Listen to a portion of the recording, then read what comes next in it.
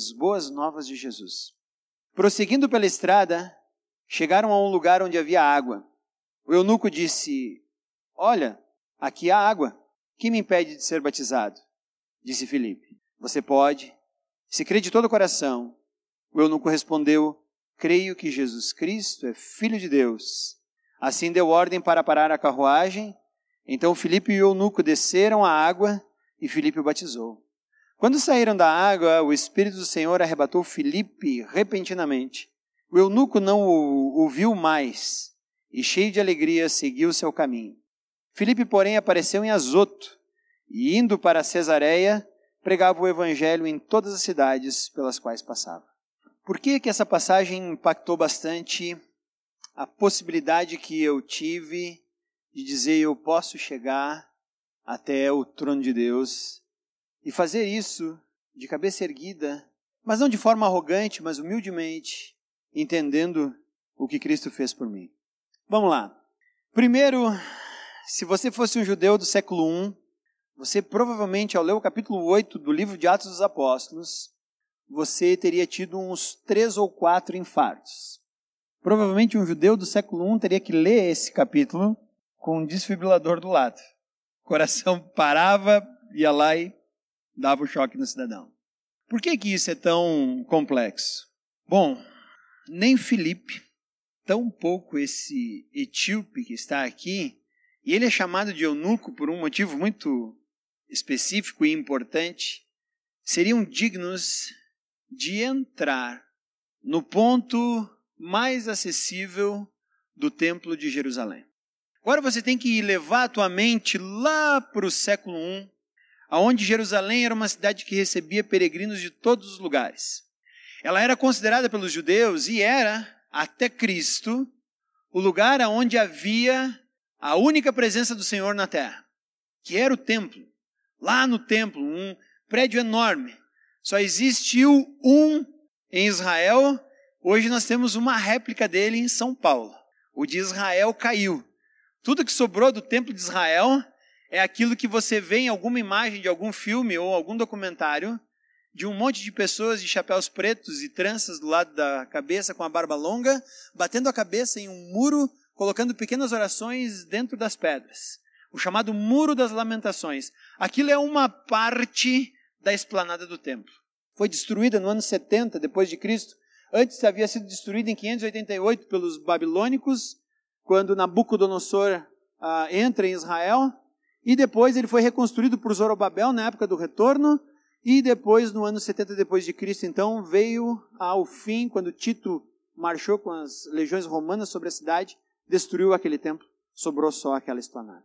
Hoje, lá em cima, há 2 mesquitas. A principal dela é o Domo da Rocha, uma mesquita de abóbada dourada, que marca, é um dos símbolos de Israel hoje, mas aquilo está de posse dos árabes. Os judeus sequer podem subir até a esplanada do templo, a não ser a polícia israelita, que aí eles já não são mais judeus. Mas imagina que esse templo estava lá, e esse templo é dividido em vários lugares. A primeira parte era o pátio comum, o lugar onde qualquer pessoa poderia chegar, mas ainda assim estava muito distante do trono de Deus. Mas se você fosse de família judia ou um prosélito, você poderia entrar mais adiante, até o pátio das mulheres, que era o lugar onde as mulheres acabariam ficando por ali. Mas se você era um homem judeu, você podia ir até o mais próximo possível desse prédio, que lá dentro só o sumo sacerdote podia entrar. Mas se você fosse um judeu, você conseguiria chegar perto daquilo, com algumas ressalvas. Você deveria ser de família judaica ou um prosélito, e você não poderia ter defeito algum para entrar lá. Se você lê o livro de Levítico, capítulo 21, diz inclusive que o sacerdote que não tivesse todos os dedos, ou o sacerdote que fosse anão, ou o sacerdote que faltasse qualquer parte do seu corpo, ou tivesse algum defeito, ele não poderia servir no templo. Ele seria um levita, mas não poderia entrar na presença de Deus. Ou seja, se você tivesse qualquer defeito físico, você não poderia chegar à presença de Deus. Por isso que a Bíblia diz que esse homem era eunuco. O que é um eunuco? O eunuco é uma pessoa que foi castrada. E ele então servia, e era uma coisa muito comum entre muitos servos da antiguidade, você era eunuco, principalmente se você tivesse que cuidar do harém do seu senhor. Então o pessoal garantia que não ia ter nenhum tipo de problema com esse servo, então ele era tornado eunuco. Provavelmente Daniel, embora a Bíblia não fale, foi tornado eunuco quando chegou na Babilônia. Mas vamos tentar entender aqui o que essa história tem a ver comigo entrando na sala do trono. Aqui nós temos um homem chamado Filipe. Filipe era um grego. Ele conheceu Jesus lá em Jerusalém, quando houve aquela disputa entre as viúvas dos judeus, dos hebreus e dos gregos, entre as pessoas da igreja primitiva. Os discípulos pediram para que a igreja escolhesse 7 homens de bom testemunho, que fossem gregos, e entre Estevão, que já morreu aí, foi o primeiro mártir da história, Filipe foi mais um desses 7 que foram contados. Ou seja, era um homem extremamente fiel, mas não era um judeu de nascimento. E esse homem agora está ouvindo Deus falar. Esse é o primeiro problema que um judeu tem com o texto de Atos 8. Se você ler o capítulo todo, você vai ver que ele começa com Filipe evangelizando em Samaria, um povo que era extremamente hostil para com os israelitas e os israelitas para com os samaritanos. É mais ou menos Brasil e Argentina. Tá? Então imagina, os samaritanos são os argentinos e o pessoal de Jerusalém, os judeus ali, são os brasileiros. E ali tem então aquele rio Uruguai ali e um hostilizando o outro. Só que a rixa era muito pior. Era muito mais profunda. Nós não temos muitas mágoas dos argentinos, tirando um ou outro jogo de futebol, alguma outra parte esportiva. A única guerra que o Brasil realmente se envolveu, os argentinos eram do nosso lado, eles uruguaios contra os paraguaios. Então nós não temos um laço muito complicado com os argentinos, tirando a rivalidade principalmente futebolística. Mas esses caras tinham uma grande rivalidade com os samaritanos. Aqui nós temos um grego que fez com que o Espírito Santo chegasse até os samaritanos. E agora esse homem está ouvindo Deus falar, por quê? Porque um anjo do Senhor disse a Filipe: vá para o sul, para a estrada deserta, que desce de Jerusalém, vai para Gaza, porque tem um homem que eu quero que escute a minha palavra. E esse grego, que estava em Samaria, vai até essa região e encontra um eunuco etíope. O eunuco etíope que estava voltando de Jerusalém. Era um homem de muita riqueza, por quê? Porque ele tem uma cópia da Escritura, uma cópia do livro do profeta Isaías. Gente, você comprar um livro nessa época e estar em uma carruagem é a mesma coisa que hoje talvez você dirigir um Porsche e usar o melhor tablet que já foi feito no momento. Mostra que você tem muita grana. Porque nessa época os livros eles eram copiados. Esquece a imprensa de Gutenberg que só vai existir lá no século XVI. Aqui, para você ter uma cópia do livro, era escrito à mão por um escriba. E ele tinha que pegar o livro, então, e era um rolo, e ir escrevendo, copiando, até chegar no fim, enrolava. Às vezes era meses para que um livro da Bíblia fosse produzido. E esse homem aqui foi capaz de comprar um livro. Mas por ele ser um eunuco etíope, nós sabemos que ele não foi até o máximo lugar que ele poderia ter ido, que só os judeus perfeitos poderiam ir. Por quê? Porque ele não era um judeu e era um eunuco. Esse homem, ele tem uma característica bem interessante. Só o fato de estar portando um livro do profeta Isaías e lendo, significa que esse homem quer entrar no céu. Parou para pensar nisso? Por mais que talvez ele não se sinta bem recebido, porque ele não pode chegar até o mais próximo de Deus que ele consegue, ele tem vontade de entrar no céu. Ele comprou o mais próximo que ele podia da Bíblia e estava lendo em voz alta, porque Filipe identificou inclusive o livro que ele estava lendo, que era o livro do profeta Isaías. E ele então chega para o homem e pergunta: você entende mesmo tudo isso aí que você está lendo? E esse homem diz: não, porque ninguém me explica. Eu não sei se você já pôde olhar pessoas que podem até mesmo ser muito inteligentes, podem ser completamente letradas, sem nenhuma limitação cognitiva e intelectual, ler a Bíblia e dizer: entendi, foi nada. Já viu gente assim? Seguidamente a gente encontra. O pessoal lê, volta e lê de novo e diz assim: não entendi. Muito comum, mas legal que Filipe, além de estar disposto e ouvindo a Deus, ouvindo que você tem que estar lá, porque tem um homem que eu quero falar para ele sobre mim, Filipe também conhece a palavra de Deus. Quantos de nós será que escutaria uma pessoa lendo a Bíblia em voz alta, poderia acertar o livro que aquela pessoa está lendo?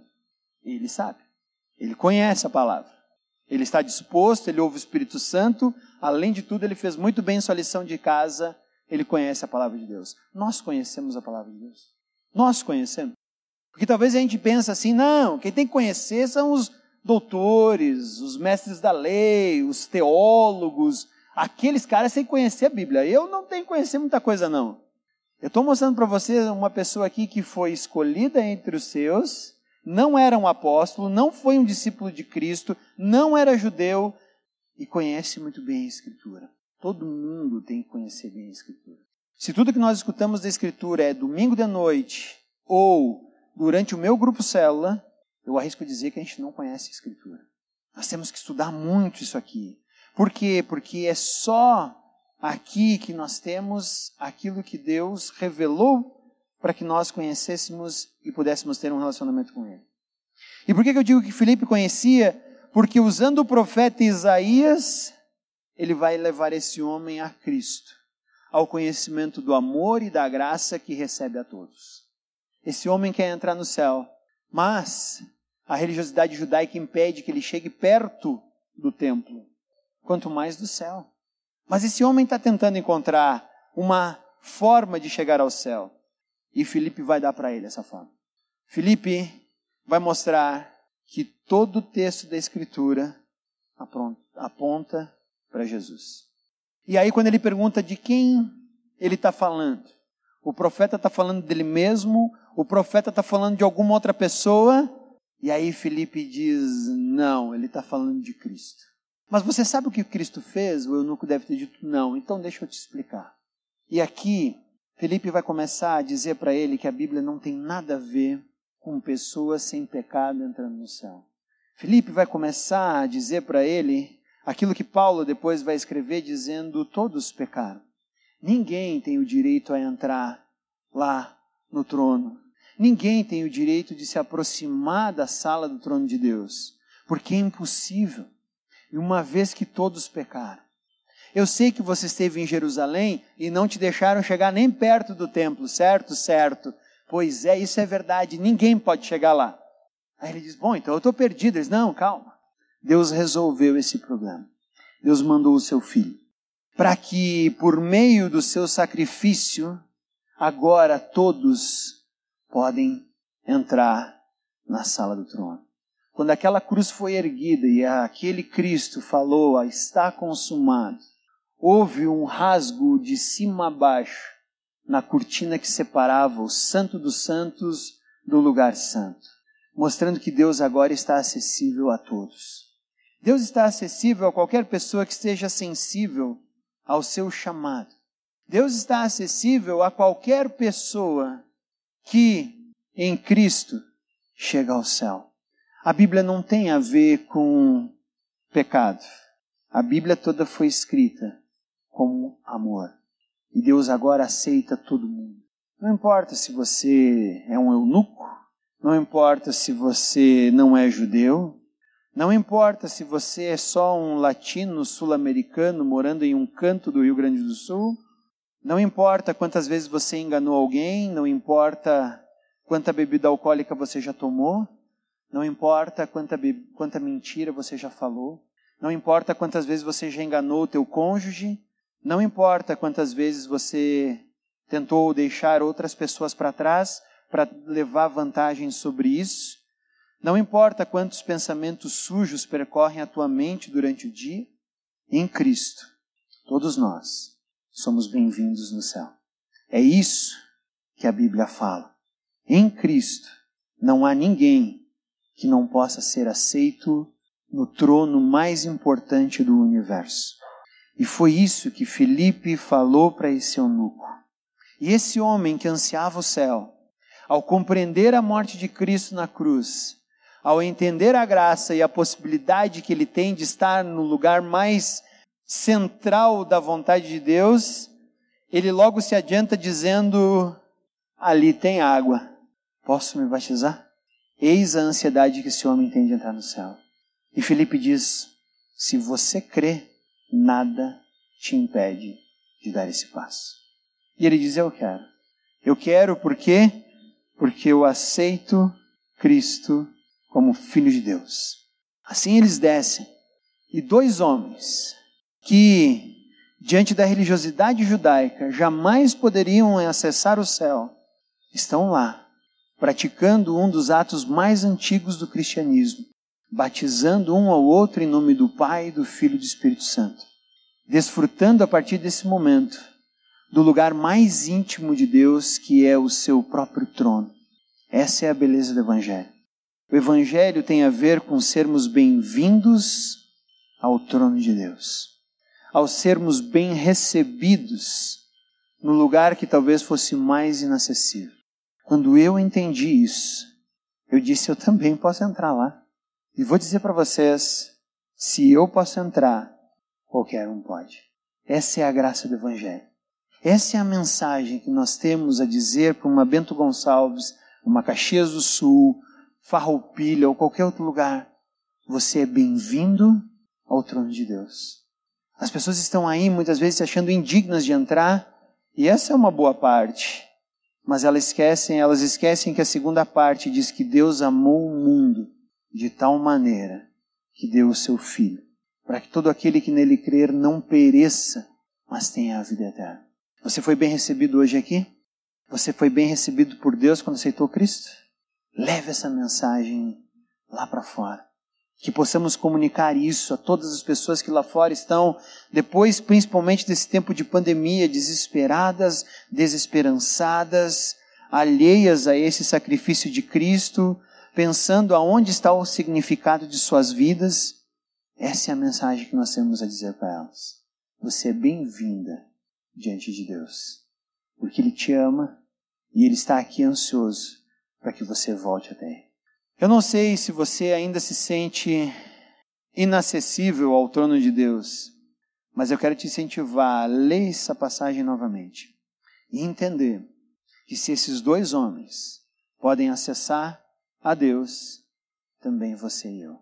Mas mais do que isso, Filipe, logo depois, foi chamado, olha ali, ele desapareceu aqui e apareceu lá, para fazer o quê? Indo para Cesareia, pregando o Evangelho a todas as cidades às quais passava. Esse eunuco, o etíope, voltou para o seu reino lá da rainha Candace. E se você for estudar um dia a história do cristianismo, você vai descobrir que uma das igrejas mais antigas cristãs está na Etiópia. A igreja etíope é uma das mais antigas do cristianismo. Eu gosto de pensar, e a Bíblia não fala isso, que esse homem continuou aquilo que lhe foi passado. Porque quando eu sei que sou bem-vindo em algum lugar, eu quero que outras pessoas saibam disso para desfrutar comigo desse lugar. E esse lugar é o céu. Se a gente vai num lugar bom, um restaurante ou alguma coisa assim, e já falar para as pessoas: nossa, foi muito legal lá, é um lugar legal, todo mundo é bem recebido, o atendimento é muito gostoso, vai lá. Quanto mais o Senhor dos Senhores nos recebendo no próprio céu, como nós devemos manifestar isso para as pessoas ao nosso redor. Vamos orar? Senhor Deus, agradecemos a Ti por essa passagem de hoje. Essa passagem que nos diz que o céu está acessível a nós. Não porque somos perfeitos, porque nós sabemos, conhecemos muito bem a nós mesmos. mas porque o teu sacrifício foi perfeito. O teu sangue foi restaurador. Mais do que isso, o teu sangue gerou cura, a cura dos nossos pecados. E com isso podemos acessar diretamente o céu, o teu trono, podemos ter significado, podemos sentir o teu amor por nós e podemos nos sentir bem, aonde nunca pensamos que poderíamos estar. Obrigado, Pai, pelo teu trono de graça e misericórdia que nos recebe. Obrigado porque tu não olhas os nossos defeitos, tu olhas o sangue do teu Filho Jesus Cristo derramado na cruz.